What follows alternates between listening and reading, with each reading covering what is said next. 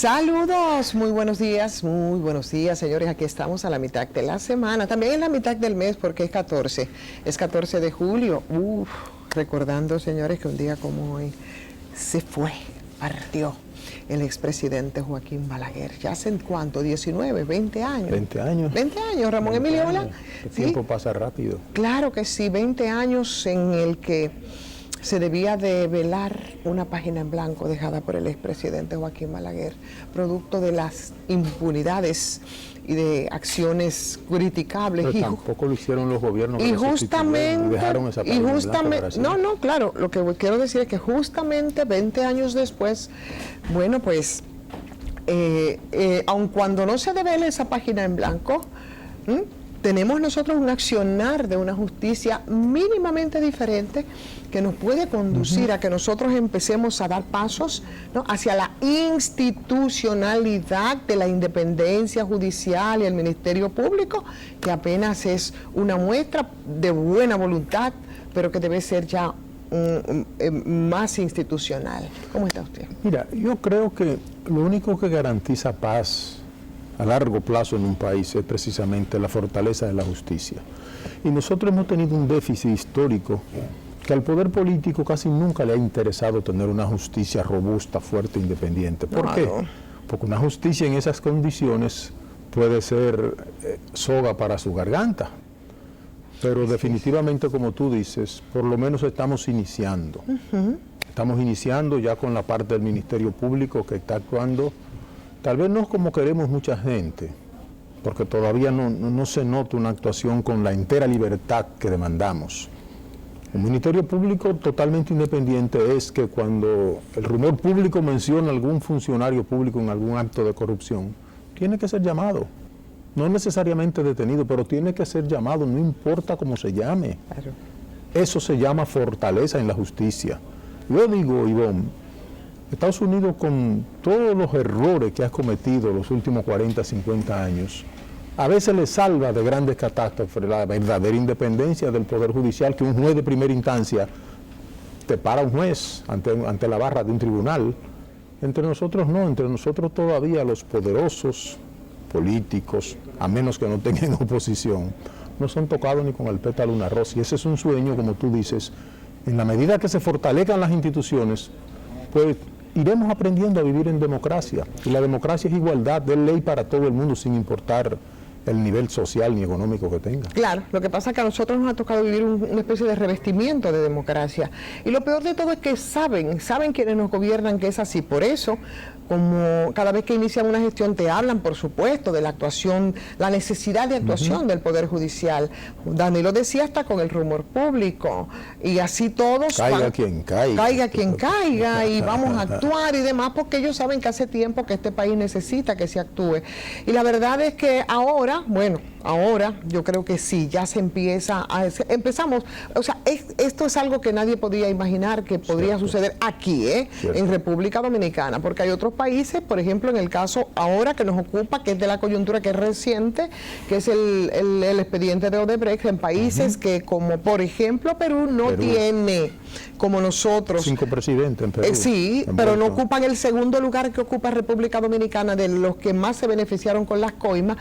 Y mucho más que eso, nosotros incluso teníamos una oficina de despacho aquí, de soborno. En el Palacio. Que funcionaba en el Palacio Nacional. Al lado de la oficina del Presidente de la República. Y aún así, bueno, pues ustedes han visto cómo ha sido ese expediente, del que, por cierto, en un acto, yo no sé si de cinismo, de burla, de ignorancia o de desesperación, dentro de las cosas que decía el hoy imputado y preso Jan Alain, ex procurador general de la República, cuando intentó hablar de persecución y puso sobre la mesa 3 elementos, uno de esos elementos pues fue precisamente decir que le perseguían por el caso de Odebrecht, pero cosa más absurda. Si lo más criticado que ha habido aquí es el caso de Odebrecht, porque nunca, como él había dicho, estuvieron ni están todos los que están, pero no solo eso, sino que ahí tenemos nosotros la nefasta página 14 del caso de Punta Catalina, que después le restregó en la cara una investigación periodística que nunca se puede comparar con la profundización en términos judiciales de una investigación de casos de corrupción, ¿no? El problema es, Ivonne, como todo en la vida, tú cosechas lo que siembras. Así. Y nosotros los abogados sí tenemos conciencia de lo que significa ser Procurador General de la República. Es lo que en otro país se llama un ministerio, un ministro de justicia, el máximo representante de la sociedad, el jefe de la persecución del crimen en un país. Y cuando tú llegas al grado que llegó este muchacho desde la Procuraduría General de la República, tú no sabes si tener lástima, si tener frustración o qué, pero es sumamente grave. El día que eso se pueda analizar sin pasión, sin la pasión que nos caracteriza a los seres humanos, que podamos analizar el papel que jugó una parte histórica de la Procuraduría General de la República, eso va a ser terrible. Terrible para el gobierno que participó en eso y terrible para él como figura. Tú sabes lo desagradable que es tú enseñarle a la próxima generación un procurador esposado por crímenes a los cuales estaba llamado a combatir y lo que hizo fue sumarse al crimen organizado. Pero no solamente sumarse al crimen organizado, Ramón Emilio, yo la verdad viendo las cosas que se han filtrado, porque como usted sabrá, no tuvimos acceso como queríamos con la transmisión desde un principio del conocimiento de esa medida de coerción, porque se opusieron y después sabiamente, porque el tigraje también de Jan Alain no tiene límite. Y entonces quería que la de él, lo que él iba a decir que claro, sí y eso la verdad que yo creo que crea mucha urticaria y enerva mucho a la gente cuando tú sientes que te quieren subestimar. Después quería que la de él, por supuesto, ya el Ministerio Público había hecho sus exposiciones, pero las cosas que se han filtrado, la verdad, el acontecimiento es histórico, no solamente porque es la primera vez que una figura de la envergadura en el jefe de la justicia, del Ministerio Público, en este caso, representante de la sociedad, agrégale eso, siempre. Así es, el que tiene que impartir justicia, el que tiene que perseguir el crimen, el que tiene que perseguir la delincuencia, se hayan convertido en una pandilla de delincuentes. Defender al ciudadano. Óyeme, se hayan convertido, a juzgar por lo que ha salido en el expediente, en una pandilla de delincuentes y de criminales. Y, óyame, dentro de las cosas que ahí se han visto, por ejemplo, cuando tú observa, y yo creo que esto es lo más peligroso de todo, además de los otros elementos que se van a agregar, Ramón Emilio, el 80% de la data fue violentada, de muchos casos que estaban ahí, que son parte de los archivos, que no estaban, lo desaparecieron de ahí, y también hasta de las nubes, hasta de las nubes lo desaparecieron, simplemente un grupo de truanes sí lo hicieron, y usted sabe lo que eso significa. Desde ese ministerio, desde esa procuraduría, lo que se estaba era delinquiendo en el nivel tan extraordinario que con los casos que se estaban conociendo, se estaba negociando. Por eso hay 2 tigres de la cuadra de Jan Alain que están prófugos, ¿no? Cierto. Entonces, eso es grave. El 80%, usted puede imaginarse, hay expedientes, situaciones de gente, todo eso se desapareció. Contrataciones de alimentos para suplir a los presos, ropas a los presos, zapatos, y se negoció con todo eso, porque eran una serie de documentación que igual demostraban y desmontaban ilícitos. Entonces, cuando tú te pones a pensar, tú dices, eso era lo que estaba ocurriendo en este país. Pero y los jefes de Jan Alain, que en ese momento donde no había esa independencia, ni siquiera para guardar las formas, porque Danilo solamente hizo un discurso que después le reventó en su cara, así como su falsa popularidad. Cosechó lo que sembró. Cosechó lo que sembró y tuvo que volver sobre sus palabras. Entonces, ¿cómo es posible que tampoco se enterara de lo que estaba ocurriendo ahí internamente en el Ministerio Público? ¿Tú crees que ellos estaban pidiendo un pacto con Jan Alain de forma de burla o de qué? No, Ivonne. Es que él sabe tanto, ese muchacho sabe tantos datos importantes para el país, que sería interesante, pero él tendría que hacer una especie de mea culpa, pedirle perdón al país, así que a ti no te gusta eso, pero que lo cuente todo. Pero es que él no está en eso, porque todavía no baja la guardia su arrogancia. Bueno, entonces todavía no lo hace. Comience por pagar los primeros 18 meses de prisión de coerción, que es una especie de pena, según los tratadistas. 18 meses detenido para un príncipe no es cosa fácil. 1 año y medio. Año y medio, estamos hablando de privación de libertad. Claro. Y en la medida que ese proceso comience a abrirse, porque dentro de todos los malos siempre surge algo bueno. ¿Qué dijeron los fiscales ayer? Que de acuerdo al desarrollo de esa parte del proceso, surgieron nuevas pruebas y nuevos hechos que van a hacer que se interrogue a más personas. Correcto. Así que lo que no dijo Jean Alain, parece que de los debates de esa parte del proceso salieron los hechos que el Ministerio Público dice voy a tener que llamar más que le da personas. las pistas al Ministerio Público para que siga profundizando en las investigaciones. Lo dijo muy claro Jenny Berenice de que van a ser interrogados otras personas vinculadas al caso Medusa. Ojalá y profundicen sobre el alimento que se le da a los presos. Bueno, de lo que se dice es que precisamente el dueño del negocio era Jean Alain. Como procurador general, siempre eso ha sido así. Antes de Jean Alain, y después. Pero de manera oficiosa, ¿no? Sí. Siempre se ha dicho que también es muy grave, porque señor, usted la verdad no le correspondía. Bueno, y si de ahí nosotros pasamos a esa última mofa que, bueno, mucho más allá de lo intrascendente que eso pudiera ser. La caja fuerte de los plátanos. Exacto, la caja fuerte de los plátanos, que mucho más allá de lo intrascendente que eso pueda resultar. Aquí pensó que era procurador. Que eso se iba a tomar como un chiste. Claro. Él no sabe que fue un agravio a la autoridad. Claro, porque la gente y lo ha tomado. Una burla a la autoridad. Sí, la gente lo ha tomado así, como un chiste, pero mucho más allá de eso, yo creo que esa fue la peor desgracia de Jean Alain. Y yo creo que fue bastante determinante para que Jean Alain ahí esté en este momento en Najayo Beach Resort. Como él decía, no es un resort, pero ¿qué es lo que denota eso, Ramón Emilio? ¿Usted sabe? Que él sabía perfectamente que le estaban investigando. Claro, yo leí parte de las motivaciones de la sentencia de la jueza. Y parte de las motivaciones, ella dice que precisamente lo está mandando a Najayo y está declarando complejo el proceso. Primero, porque él no ha dado señales nunca de que no podía abstraerse al juicio, número uno. Número dos, posibilidad de que se vaya. Número dos, que él demostró que tiene personas infiltradas que le dan informaciones previas a las investigaciones que está haciendo el Ministerio Público. Entonces, un hombre que podía convertirse desde la libertad, podría convertirse en un obstáculo para el desarrollo de ese juicio. Además tan importante para eliminar evidencias. Porque te repito, Ivonne, no es cualquier persona que se está juzgando. Claro. Es aún es procurador general de la República, es aún es ministro de Justicia de la República Dominicana. Y en la medida que eso salga al mundo, nosotros seremos mofa de todo tipo. Que un procurador general de la República, el ministro de la Justicia de un país, se convierte en un delincuente desde el mismo ministerio. Es la primera vez en la historia que yo oigo eso. Hay países que te han matado ministros de Justicia, Colombia, te mataron 2 ministros de Justicia.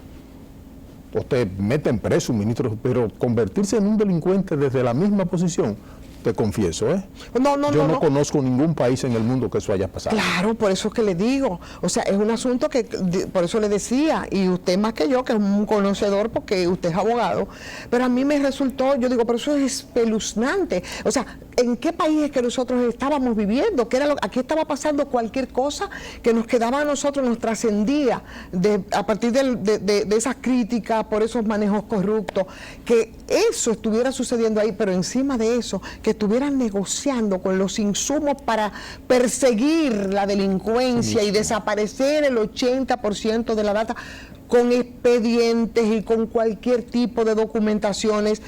Óigame, eso es eso es grande. Y mire, usted hace la comparación. A ti que te gustan mucho las investigaciones, yo te voy a pedir un favor. Está muy atenta, porque se está elaborando una campañita subliminal primero, para empezar a atacar a esas 2 mujeres, con las cuales tú puedes tener diferencia. Claro. Yo he tenido diferencia con Jenny, diferencia con Miriam, procesales.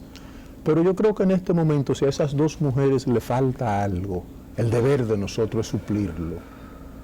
Si le falta algo, oíd bien, no estoy diciendo que le falta. Si es que le falta algo, la sociedad dominicana, a estas 2 mujeres que no tenían por qué echarse esa responsabilidad que se están echando encima, pudieron dejarle eso a los políticos que estuvieran jugando un tiempo más. Sin embargo, ellos han asumido con tanta seriedad su papel que merecen que nosotros, los que estamos a distancia de un lado y de otro, por lo menos estemos atentos, porque se van a intentar algunas campañas de descrédito contra esas 2 mujeres.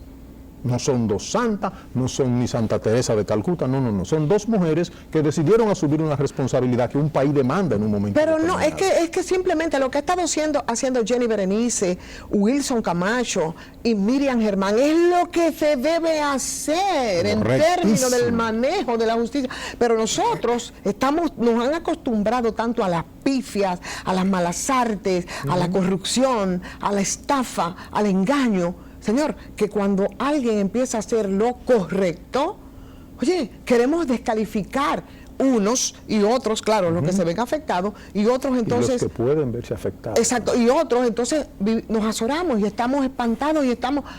Pero eso es lo que se debe hacer. Así es como debería de accionar la justicia. Pero ¿qué me puede usted decir, Ramón Emilio, si nosotros estamos en un país que no solo, y eso es terrible como usted lo acaba de plantear, en términos del Ministerio Público, en un país donde también la entidad que es la responsable de fiscalizar los fondos, aquí es justicia, pero fiscalizar los fondos públicos, como la Cámara de Cuentas, también está involucrada en un expediente para ellos solitos, que es el expediente Caracol, porque igual ellos se volvieron unos obstructores, si vale el término, en este caso, de la transparencia del manejo de los recursos del Estado. Que paren a pagar el precio también. Y esa aquí será, no hay vuelta atrás. Y yo creo que esa será la verdadera caja de Pandora. Mira, aquí hay mucha gente que todo lo coge a chiste y cree que lo que está pasando es una etapa, un periodo más de chiste en el país.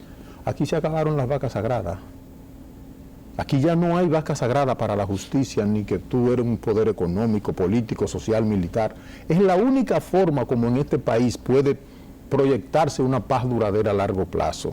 Porque en la medida que los pueblos se desengañan de que cada 4 años van a las urnas y cada vez es peor, se van acumulando cosas. Y entonces pasa lo que está pasando en muchos países de la región.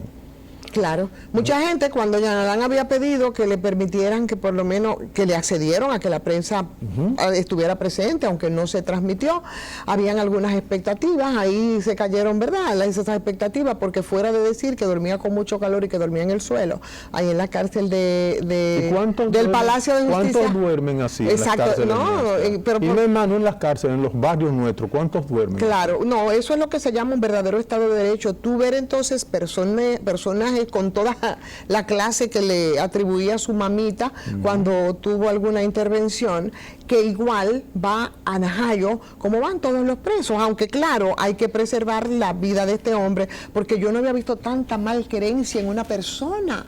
Cuánta malquerencia en las redes sociales ayer con gente a las que le afectó de manera directa, pero otros que ven en esa figura y en ese apresamiento y en ese posible enjuiciamiento de Yanalán, señores, una reivindicación de la justicia histórica en este país.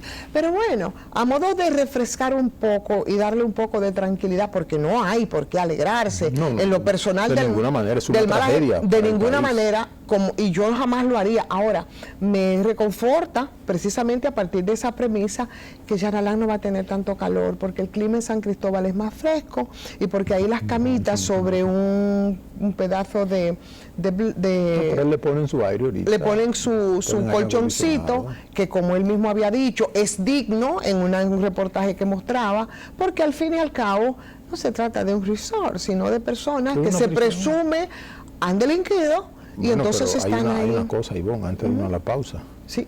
Esa prisión, él la manejó. Claro. Él gastó miles de millones de pesos acondicionando la cárcel, entonces vamos a ver, él no tiene por qué quejarse, porque él dijo que se estaba haciendo la parte humana más importante de América Latina cuando él estaba modificando las cárceles nuestras. Así es, porque tenía que reivindicar la dignidad de los presos, que aun cuando fueran delincuentes o presuntos delincuentes, que es lo que le toca en el caso suyo, presuntos delincuentes, Yanalán, hasta que se demuestre, ¿no?, en un juicio de fondo. Tiene presunción de inocencia. Es presunción de inocencia, ¿verdad? Sí, o de delincuencia. ¿Cómo lo digo? No, constitucionalmente hablando de presunción de inocencia. Bueno. Hasta que no acusado de delincuente, pero se presume inocencia hasta que en un juicio se pueda demostrar. Es lo correcto. Es correctísimo. Bueno, pero ese presunto inocente, acusado de delincuente, también tiene derechos y yo creo que vamos avanzando. Tiene derechos fundamentales que se le han respetado todos. Como debe de ser. Así es. Vamos a la pausa.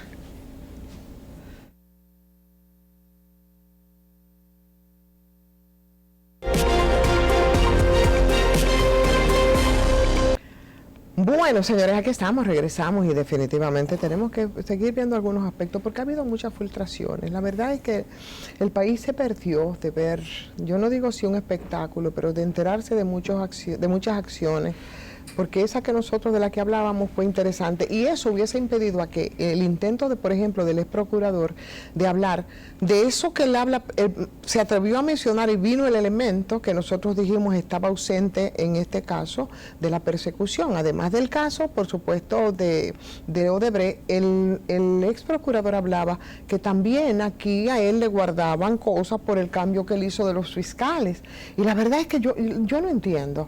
Porque la crítica que aquí se hizo cuando Jan Alain, ¿verdad?, hizo esa selección. La manera irregular, que gente que todavía no habían cumplido el término para el que fueron designados, él los sustituyó, violando la ley del Ministerio Público y violando el reglamento de aplicación de esa ley. Y en ese momento se le denunció y no lo desmintieron. Lo que hicieron fue una persecución de periodistas. Y ahí yo puedo mencionar a colegas que fueron perseguidos, pero no solamente de sus trabajos, de sus empleos en ese momento, como fue los compañeros que trabajaban en CDN, claro que sí, Altagracia, como fue Ricardo, como fue la misma Edith. No, sino que se empezó a perseguir mucho más allá de ese espacio.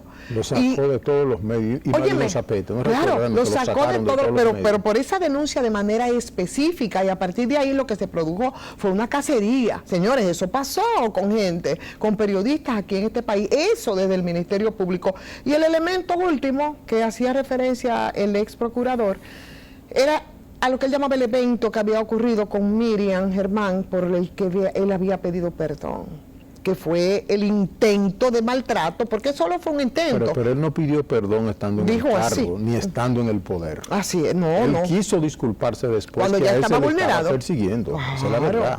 Claro, y yo creo en el perdón, pero previo arrepentimiento. Tú te arrepientes primero y perfectamente tú le pides perdón a tu sociedad.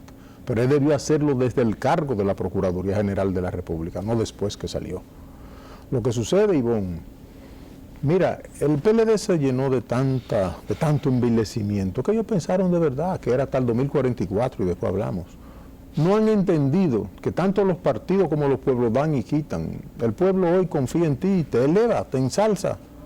Pero cuando descubre que eres una impostora, el pueblo mismo que te subió te sacas. Y eso pasó con los PLDistas. Mira, y todavía en las posiciones que están, andan con la arrogancia que creen que están en el poder. Pero dígame una cosa, Ramón Emilio, yo creo que ese es un elemento también que nosotros debemos poner el punto crítico, y es respecto al PLD y las implicaciones que tiene en estos casos para el PLD como partido. Yo creo que lo que acaba de ocurrir con Jan Alain lo pone contra la pared, claro, en este proceso en el que se supone que debería estar el Partido de la Liberación Dominicana, se supone que de recomposición, al menos en teoría es lo que ellos han dicho. ¿Y qué? Ajá, al menos teóricamente es lo que han dicho, pero bueno, desde lejos nosotros... Que salgan a las calles del país a exhibirse de nuevo. No, y además, yo digo internamente, ¿no? Pero eso va a ser bastante complicado porque, como siempre hemos dicho... Siguen desgranándose. Ahora, un periodista de la categoría de Olivo, 40, 47 años en el partido, y de los cuales tenía 40 dirigiendo prensa, le acaba de renunciar. Porque el PLD perdió el norte. Pero no solamente eso, sino que con el caso de Jan Alain, óyeme, es como tienen que poner la barra en remojo. Mucha gente, o sea, ellos han sido incapaces de salir ni a defender ni a nada a un miembro de su comité central que por pulgadas no fue miembro del comité político, porque ahí había gente que entendían que Jan Alain había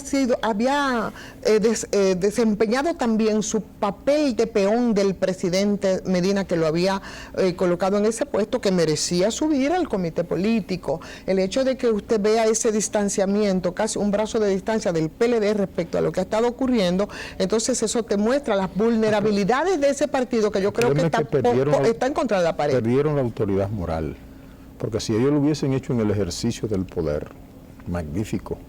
Lo que tú no puedes es, después que tú sales del poder, decir que todo es persecución política. No. Ellos saben los errores que cometieron y los crímenes que cometieron desde el ejercicio del poder. Incluso, vete si tú quieres al origen del PLD, porque también el señor Leonel Fernández quiere distanciarse completamente del PLD, como que el fundar Fuerza del Pueblo ahora hace que los dominicanos nos olvidemos de lo que él significó desde la presidencia de la República con el Partido de la Liberación Dominicana. Entonces el PLD hoy tiene que estar callado porque perdieron la autoridad moral. Nunca sancionaron uno en su gobierno por corrupción. A diferencia de Hipólito, y esto que no se vea como una defensa, Pero Hipólito en el ejercicio del poder sancionó 2 o 3 funcionarios que se equivocaron. Sí, pero Hipólito fue el primero que dijo también que a los presidentes no se meten presos. Cierto, entonces cuando toda una población... Un error de Hipólito. Pero claro que sí. Imperdonable. Parece que se lo creyó Leonel Fernández en este caso. Aquí se está hablando de los 20 años del PLD y otras salpicadas también anteriores. Pero eso fue un gran error del presidente cuando aquí el pueblo estaba en el Parque Independencia protestando por ese déficit. Él dijo, los expresidentes no se tocan. No se tocan por un déficit, señores, que dejó al país en una situación increíble, de la que se benefició incluso Danilo Medina, y aun cuando en esas vulnerabilidades en las que se encontraba Leonel Fernández en ese momento, quería establecer también un distanciamiento, no podía, y lo que hizo fue profundizar más en esa crisis, y profundizar más, por supuesto, con la corrupción y con el tema de la impunidad,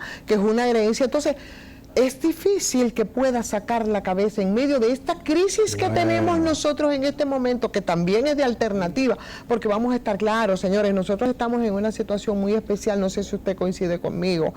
Yo creo que tenemos una combinación de crisis que va desde la que se nos presentó en el año 2020, que fue la crisis sanitaria, pero una crisis económica que arrastramos de años anteriores, mucho más allá de ese crecimiento económico ficticio, con los elementos y argumentos que en esta misma... Exacto, que en esta misma mesa nos ha hecho entender con cuestiones contundentes. Apolinar, pero tenemos crisis de partido.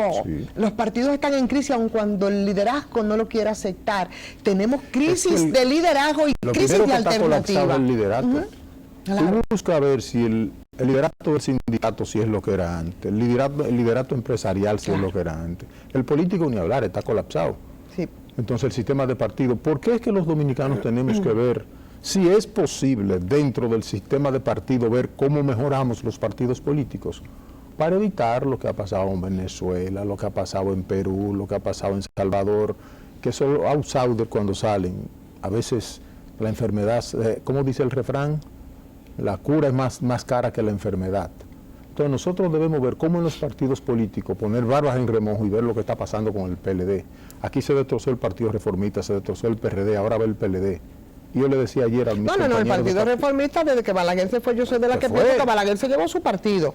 Además, Balaguer, que hoy cumple 20 años de haber muerto, Balaguer se murió con los 3 partidos principales arrodillados. Bueno, con su partido y con los otros 2 arrodillados y en peregrinación. Sí. Es así, porque en ese momento todos iban, óyeme, en peregrinación a darle pleitesía. Y nos dejó al PLD en el poder, nos puso al PLD en el poder. Dejó, mira lo que hizo Balaguer, así fue. En ese momento, usted recuerda, todos iban a la Máximo Gómez 25. Entonces peregrinación. Y Balaguer arrodilló a todos.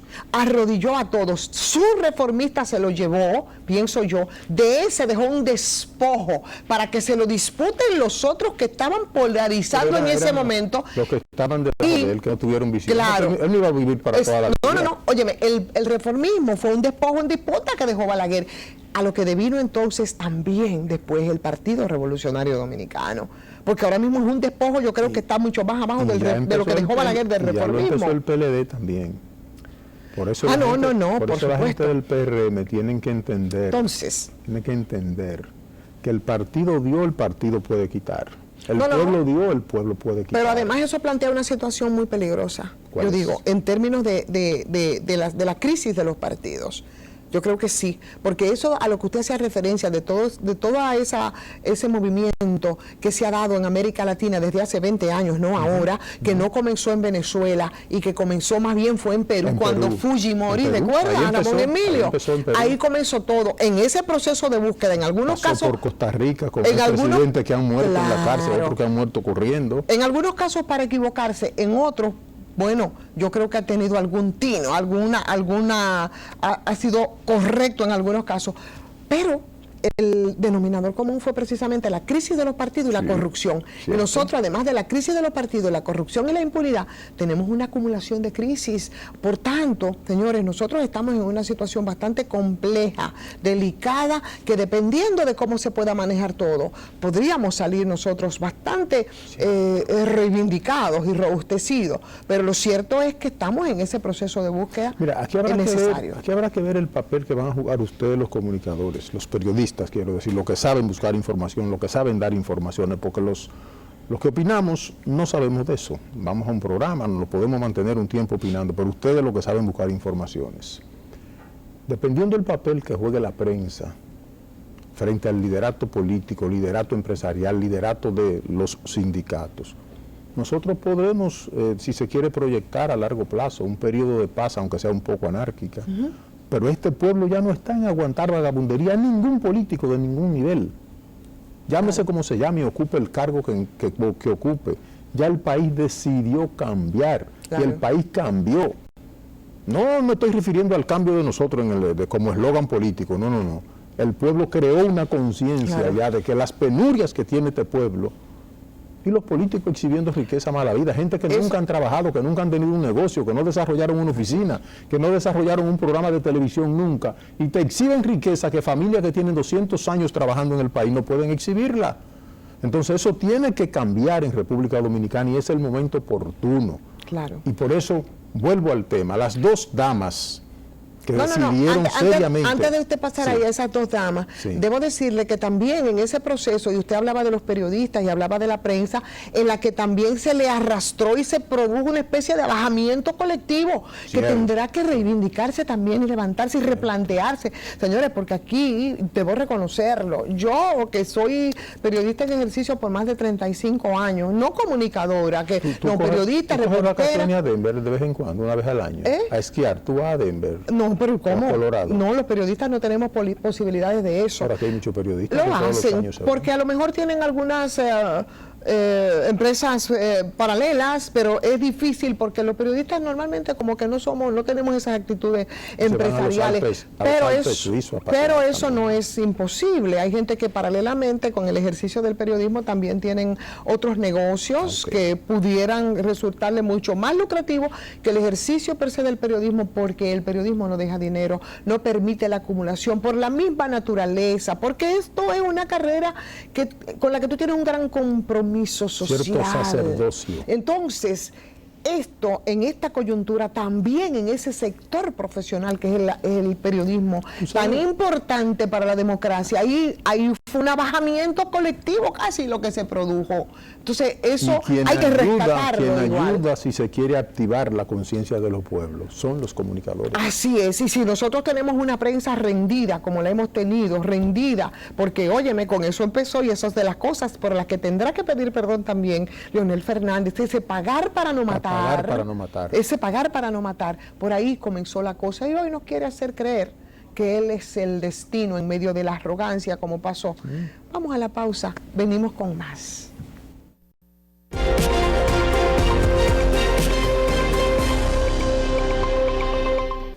Bueno, señores, aquí estamos de regreso, sí, el punto crítico, y si nosotros manejáramos y siguiéramos manejando detalles, algunos que, bueno, no tuvieron esa posibilidad de salir hacia la luz, señor.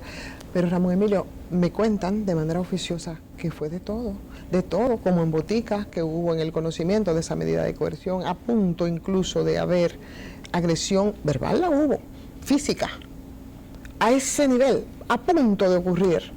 ¿Entre quiénes? ¿Qué pasó? No lo sé, no tengo el detalle, pero lo que me han dicho es que eso incluso también se barajó. Bueno, el problema es, Ivonne, que cuando tú de repente chocas con la realidad, tú piensas que estás en las nubes, que tú estás por encima del bien y del mal, y cuando tú vas a la realidad y ves que te sientan como un delincuente común y corriente en un banquillo de acusados, eso no es tarea sencilla para tú asimilarlo.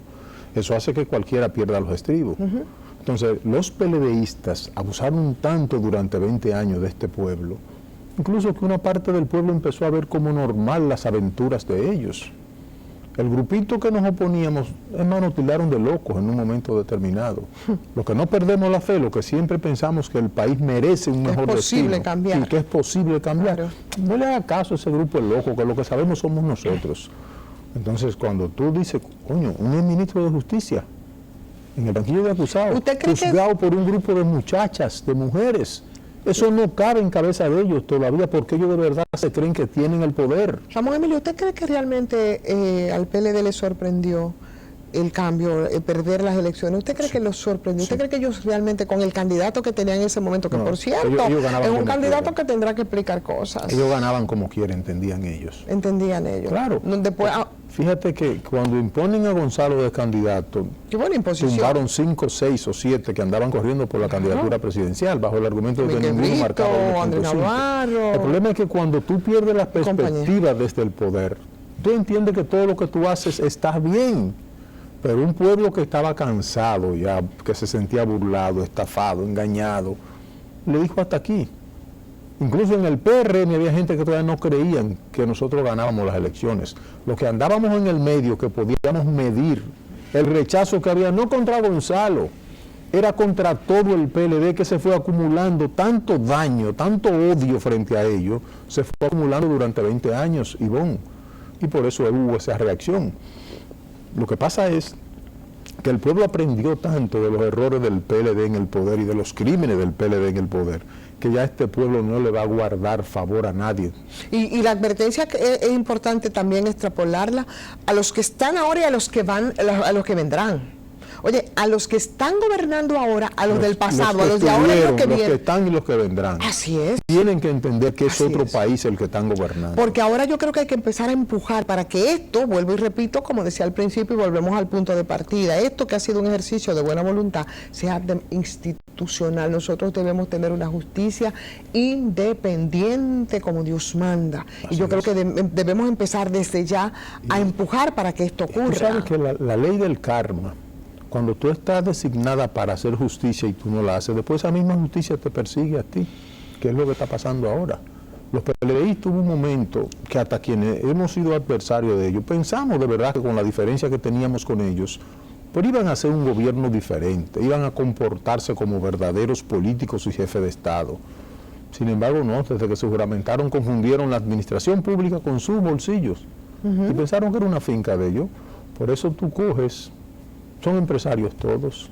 Tú te vas al área de la arena, son areneros, son concreteros, tienen constructora, tienen financiera, tienen bancos, tienen hoteles, son importadores de los productos agroalimentarios del país. Es decir, se metieron en todos. Tienen canales de televisión, tienen emisoras de radio, lo tienen todo. Los PLDistas hubo un momento que se confiaron tanto en que no iban a salir del poder, que pensaron que podían hacer cuanto quisieran en el país, y ese fue su error. Y podría ser el error de los que están o de los que vendrán si no entienden que este pueblo ya cambió, que el pueblo decidió precisamente ser diferente. De manera pues que nosotros ya, que empezamos este programa, vamos para la 6ª semana, con la conciencia clara de que Punto Crítico tiene que decirles cosas al país que tal vez no quieren decir los otros. No es que nosotros sepamos más que ellos y tengamos más carácter y decisión que ellos, no. Decidimos decirles las cosas que hay que decir al país. Y eso es lo que el país está esperando de los políticos, de los guardias, de los policías, de todo el mundo. El que hombre público tiene que entender que es un servidor. Así es. Mire, Ramón Emilio, y yo creo que la gente aquí está tan dispuesta y tan empoderada que a mí me encantaría, yo le acabo de mandar a Leo un video de lo que ocurrió. Sí, un video a Leo. Que es lo que ocurrió, por ejemplo, para que usted vea cuál es la actitud de la gente, no solamente frente a los casos de corrupción, no solamente eso, sino frente a algunas acciones que aquí quieren dársele iniciativa. Y con esto, debo decir que mañana, que es jueves, probablemente nosotros estaremos conversando de nuevo con Marixa Ruiz, sobre todo el caso de las mineras, que maneja ya perfectamente, pero sobre todo el caso de Barrick Gold. Y me mandaban unas imágenes que, cuando producción me avise, a ver si la podemos compartir, sobre lo que está ocurriendo en esa zona, que usted sabe que la gente se ha estado oponiendo a la expansión de Barrick, pero sobre todo a la construcción de una presa de cola ahí en esa zona, que es la zona de Monte Plata y es la zona de Yamasá, donde hay producciones extraordinarias de cacao y donde nosotros tenemos un cacao exquisito que esperan en Europa y que las exportaciones por año son extraordinarias. Lo han explicado tanto Fernando como Marixa aquí. Bueno, pero ellos insisten en construir esa presa de cola, y la comunidad, que conecta mucho con eso que usted dice, de que este país cambió, de que la gente se empoderó, que ahí, cuando fueron esta semana, por ejemplo, un bulldozer, un camión, a acondicionar plantaciones de cacao para ellos construir proyectos de vivienda, para la gente que ellos creen que van a desalojar del espacio que ellos han decidido que van a construir, a construir la presa de Cola, y cuando ellos fueron a ese lugar, la verdad que es de apología. Me dice si está listo para que ellos pongan la imagen, para que usted vea como la gente, con la policía incluida, le dio una carrera. Es que la gente decidió defenderse. Claro, claro. Porque en la medida que tú vas teniendo un ministerio público que en vez de defenderte te agravian, entonces te incitan a que tú te defiendas. Así Yo es. consulté un químico dominicano con el asunto esto de minería, y después de oírlo 40, 45 minutos, al final me dijo, mira Ramón Emilio, las aguas del país valen más que todo el oro del mundo. Las aguas del país valen más que todo el oro del mundo. Entonces habrá que ver si donde quieren explotar y donde quieren hacer colas de presas van a envenenar las aguas de República Dominicana. No, eso es un reservorio de veneno, por supuesto. Entonces, pero con el caso que nosotros lo hemos tratado, lo que quería era ver precisamente esa actitud de la gente. Si no lo podemos tener ahora, lo tendríamos mañana. Pero ahí agarraron ese camión, la comunidad toda a pie, en motores, en vehículos, la policía entonces escoltando a la gente. Óyeme, y ese camión iba flechado. Entonces eso, señor, eso para los que entienden, para los que piensan que, como usted siempre dice, que este país es el mismo, no lo es. No solamente en términos de estar atento para los casos de corrupción, sino para lo que entienden que son sus derechos, para el tema del medioambiental, que también aquí es un tema, ¿no? O sea que yo creo que tienen que ir viéndose en ese espejo, y sobre todo yo creo que es muy aleccionador para las autoridades actuales, que sabemos que muchos vinieron pasaditos de contento. Y si no, pregúntale entonces por qué el caso de la lotería y por qué otros casos. Pongan una pausa, que de contento no se pasen, porque el país está observando. Así es. Y el país no va a dejar pasar por alto a nadie. Así es. Más ofensa de la que hemos tenido, más ofensa de la que nos dio el PLD. Ya con el PLD fue suficiente. No necesitamos otro PLD, ni en miniatura ni en imitación. Claro. El país merece algo diferente, algo mejor. Claro que sí, y esperamos que nosotros, lo que estamos viviendo ahora, que es histórico, con esto que la verdad, vuelvo y repito, no tiene nada que ver, no es personal, no hay que alegrarse en lo personal de lo que está ocurriendo con las personas, por ejemplo, que están en una situación complicada, porque estar 1 año y medio en prisión y con todos esos atenuantes es complicado, pero no es personal en absoluto, es como muestra, como símbolo de ese avance que nosotros debemos tener, y que lo entiendan muy bien los de ahora y los que vienen. Eso yo creo que es muy importante en este caso, ¿verdad? Claro que sí.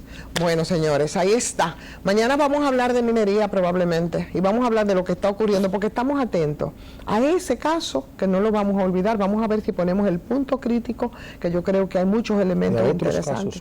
Y a otros casos más. Tendremos que dedicar un programa, señores, a Santo Domingo Este. Qué cosa tan terrible. Ahí hay todo un desastre, y vamos a verlo. Ojalá que en algún momento pudiéramos tener alguna autoridad. Vamos a hacerle el llamado desde aquí al alcalde de Santo Domingo Este, Manuel Jiménez. Nos gustaría que nos sentemos aquí a ubicar el punto crítico. No entiende, no oye y no ve. Así es, pero nos gustaría sentarnos tranquilamente para que muchas cosas de las que se dicen... Vamos a invitarlo. Exactamente, ¿no? La invitación está hecha y la vamos a hacer de manera directa. Perfecto. Porque la verdad que en Santo Domingo Este las cosas no están bien, como en muchas alcaldías del país, y ahí de manera particular, con las pretensiones que se quieren hacer en una zona que es una zona restringida, es una zona de amortiguamiento, que son los humedales de los Sama, del río Sama, donde ese es otro tema. Claro, ese es otro tema. Claro, donde dicen ellos ahora que van a rescatar el río Sama, porque ahí había un transfer para la basura, pero resulta que ahí había sido un transfer donde los camioncitos pequeños lanzaban la basura, y estaba muy mal y era caótico. Los grandes iban directamente hacia Duquesa. Bueno, ahí entonces por una volqueta eso era trasladado, los pequeños, pero empezaron de repente también a echar la basura de los grandes, y uno no sabe hasta dónde quisieron crear un caos para ahora parecer como los salvadores. Y eso no sería de verdad. Pero le vamos a dar seguimiento, Ivonne. Y le estamos dando seguimiento. Vamos a dar seguimiento. Vamos, Emilio. Agotamos este día, así es que mañana nos reencontramos. Señores, muchas gracias por su atención. Punto Crítico, síganos a través del canal de YouTube. Todas las transmisiones nosotros, bueno, pues la pueden ver después más tranquilamente en diferido en Punto Crítico, canal de YouTube. Gracias.